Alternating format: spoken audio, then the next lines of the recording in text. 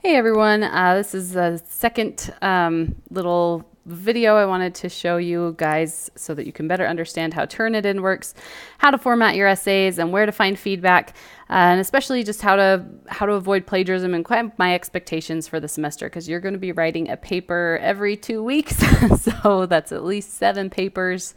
So I want you to be able to feel like you can conquer them and do your very best, and that you can be confident that you'll get a good grade. So here are some of my things that I'm going to talk about on essays. So first, late work policy.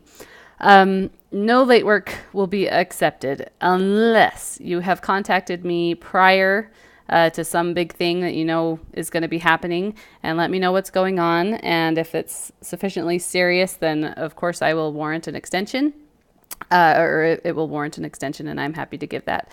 Or if you have some serious emergency on that very day, that something is due, please contact me as soon as possible.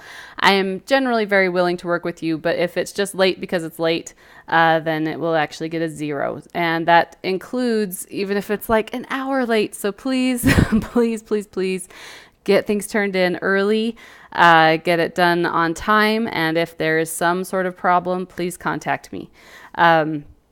Again, I'm very willing to work with you if I know what's going on. If you just turn things in a few days late and expect me to just grade it and pretend like nothing happened, that's not going to happen. So just contact me, let me be in the know so that I can help you guys out.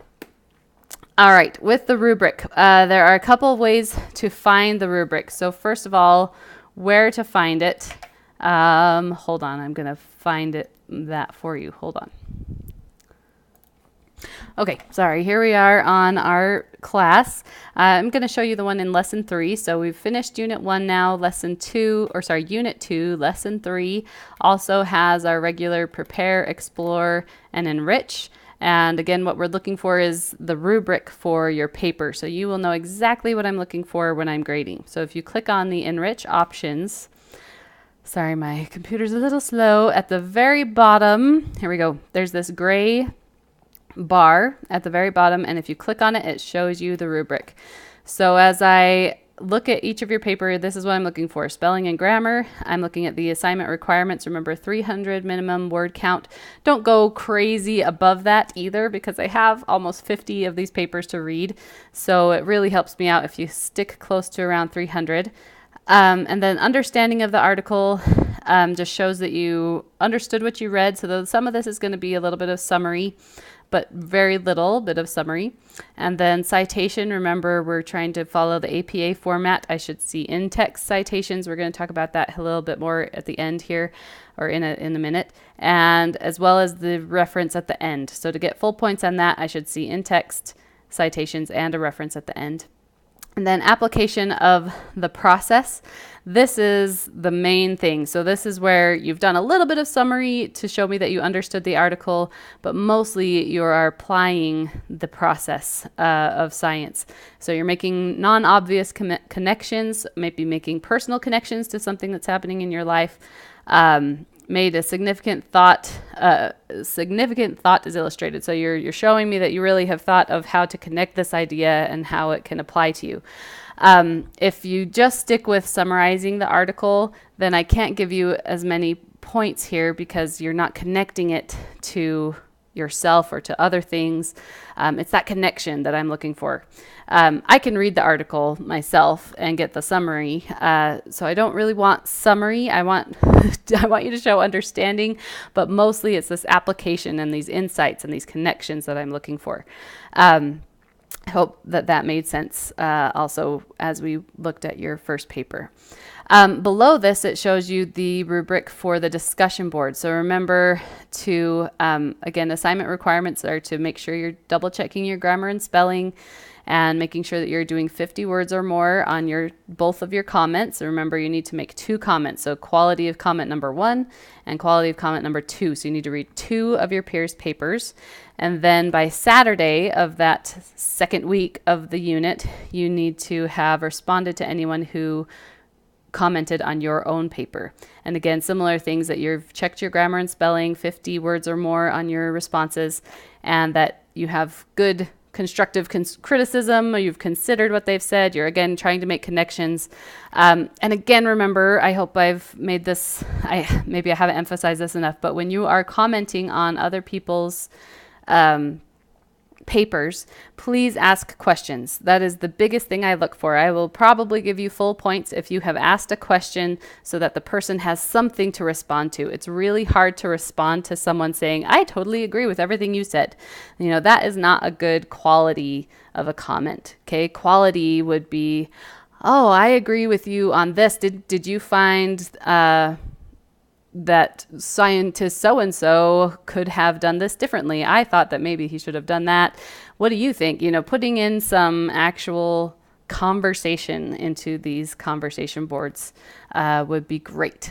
Okay, so lots of questions on the discussion board. All right, again, so this is where you can find the rubric. It's at the bottom of the enrichment options page on each unit. You can also find it on the submission page in the bottom right corner. La la la, it's coming. Oh, not on that one. That's just instructing you how to do it in case you don't know. All right, so you're going right here at the bottom right, there's this little grid pattern, and you'll see that when you're also looking for your feedback, that's where my feedback will be. So you can click on that and it will give you the rubric. You can also click on that once I have graded your paper, and it should show you which level you got, if you got all the points. And then over here on the far right, it should show you how many points in each section you got, and also any feedback that I might have given for that particular section. So I usually leave feedback on the citation if you didn't do it quite correctly, or if you forgot to do in-text citations, you might see things there. So that's where to look for how you performed and where the feedback will be on your papers. All right, let's go back to this one. So that's how to find the rubric. So now you all should know what you're being graded on. I'm not trying to hide it. It should be right there front and center on your desktop as you are writing your paper, so that you can make sure that you're following that rubric, because that's what I use to grade it. All right, so formatting. I have been pleasantly surprised with almost everyone's essays so far. You guys have done a great job. But here, for those of you who maybe could use a little help, remember it would be very appropriate for a college level class to have your name, the date, which assignment it is that we're talking about here. A little title would be great. And then please make sure you're doing the, and grab my pointer here, make sure you're doing that in-text citation. We'll talk about that here in a second.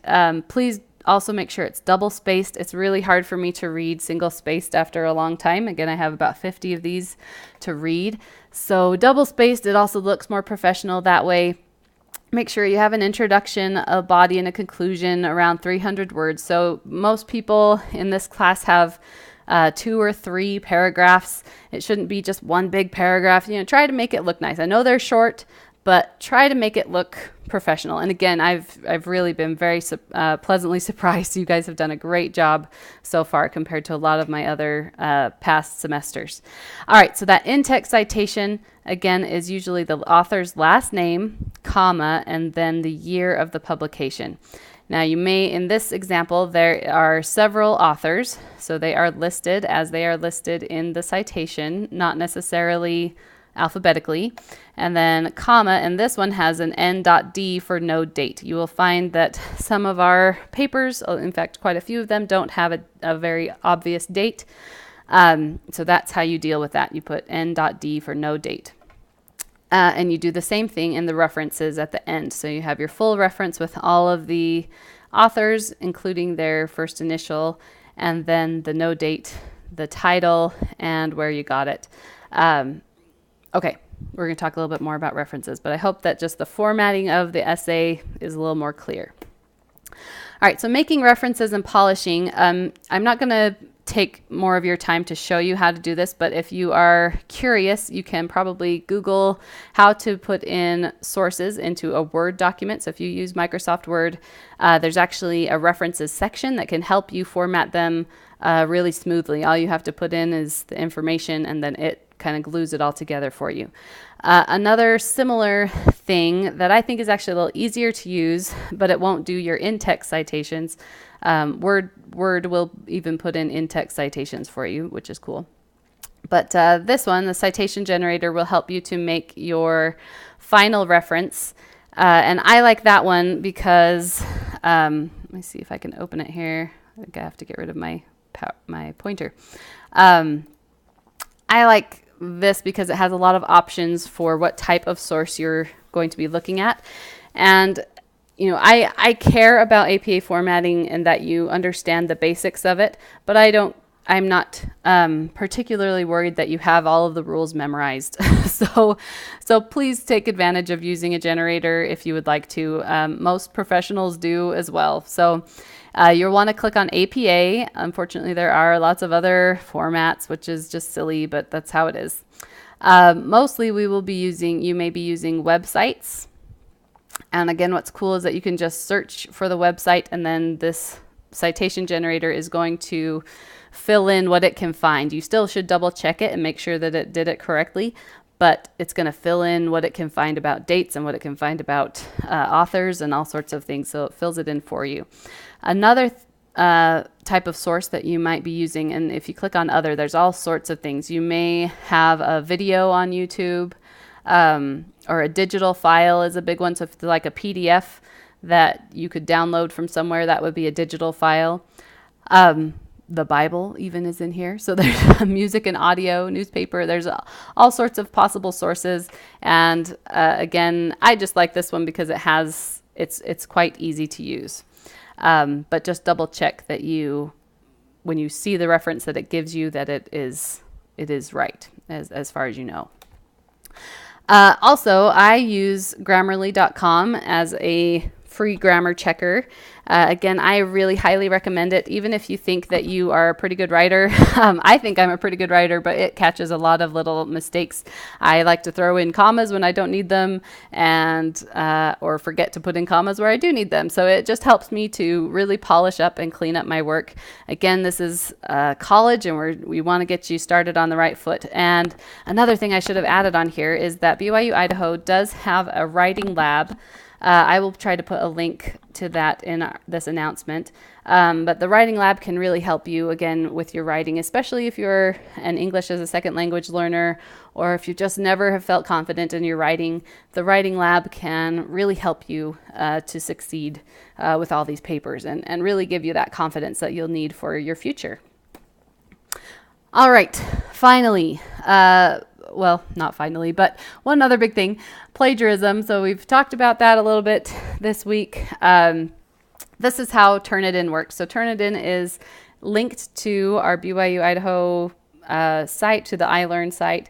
And what happens is as you turn in your paper, it sends it off to Turnitin, which uses its software to run your paper through basically a checker, and it's going to check your paper against everything that's published on the web, things that are published within the school and other schools, any other schools that use Turnitin. So if it finds a lot of similarity, it's going to give you a very high originality score. I don't love originality score because that makes it sound like if it's a high number, then it must be super duper original, but it's actually the opposite. It's non-original. So for example, in this image here, again, let me find my pointer. This one, it is, the score is 21% not original, but when I looked at it, it looks like it's just the citations are similar to what other people's citations have been, and that's okay. So this one, even though 21 is kind of a high score, I realized that it's not actually in their paper, it's their citations that's the problem. Now this is a real example of one that I had a couple of years ago. The originality score was 83%, and this student had some little issues earlier in the semester, but they were much smaller. This was at the very end of the semester, and because practically the entire thing was plagiarized, I ended up having to give this person a much lower entire grade for the whole class because he was cheating. So because of that, I have taken a very different stance on how I deal with plagiarism. And so if you'll look over here, I'll show you how to find your score. But anything that's over 20, please, 20%, please look over it.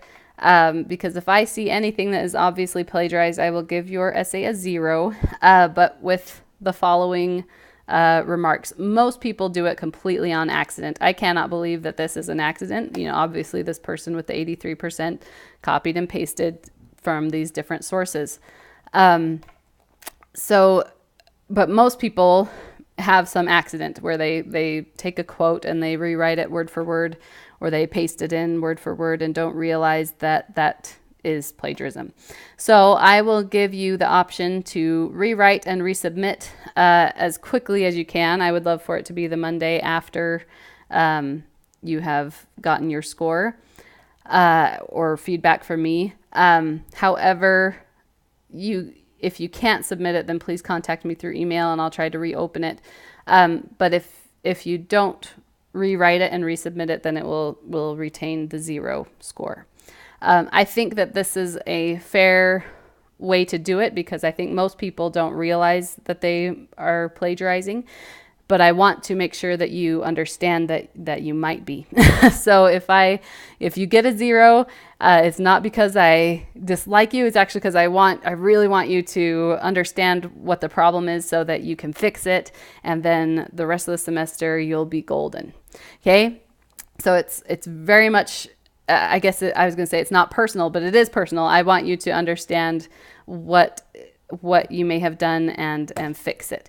And as long as you fixed it, I'm good to go. Okay. I hope that makes sense. I'm hoping we won't have too big of a problem. It seems like every semester it gets a little better and better. All right. Finally, I think this is finally quiz suggestions and revisions. If you come up against a quiz question that you are having a really difficult time with, then please email me after your first or second attempt. Save one of your attempts so that you can do it again and fix it. So when you email me, please put in which question and the options for that question and quiz. And then please explain your reasoning about why you're confused or why you're answering a certain way. And then I can try and guide you through how to think about that problem. These questions are not supposed to be super duper tricky or particularly difficult. They are supposed to see if you've understood the material. And so if you are confused, then it's probably not you. It's probably the way it was presented or the way that the question is worded. So I'd really like for you to ask me and not feel like we're trying to punish you with hard quizzes because we really aren't. I usually try to reply within 24 hours, so please try to talk to me after your first attempt and give yourself time to take the quiz again. So if you're taking the prepare quiz on a Thursday really late at night and then you suddenly have a question, I probably won't be able to help you before the quiz is due. But if you take it on Tuesday, then I can probably have time to help you before you need to take it again, because again, we have 3 attempts for each quiz. Again, many of these quiz questions have been revised in recent semesters. So some of them may have be miskeyed, so they might be wrong on the key. So please let me know if you think there are mistakes. I don't want you to think that I am above students telling me that something is wrong. It's absolutely possible that something is wrong. So please let me know if you find mistakes or why you think a question is bad. Why you think something is confusing. I am very much interested in improving the course and making it a better experience for you and for those who are coming after you. All right, that is the end. I hope that you guys, if you had any questions about this kind of information, that has been cleared up. But if not, please let me know. And I appreciate all that you guys are doing so far. You really are doing great. Okay, goodbye.